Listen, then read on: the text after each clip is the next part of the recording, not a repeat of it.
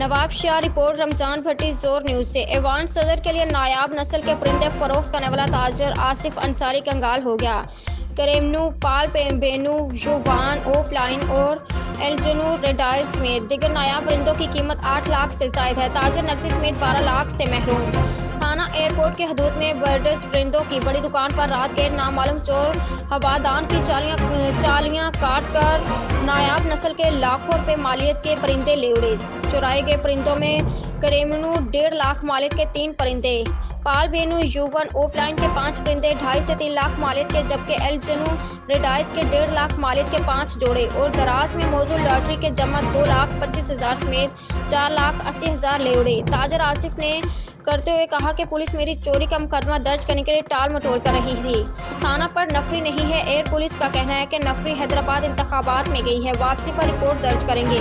आसिफ अंसारी ने बताया, ऐवान सदर में परिंदों की निगहदाश्त और इलाज के लिए जाना रहता है। 3 साल पहले ब्लू एंड गोल्ड मकाओ के 2 जोड़े और काकाटू तोते का 1 जोड़ा, जिनकी आज की मालियत 9 से 12 लाख परिंदा है, ऐवान सदर में फरोख्त कर चुका हूँ।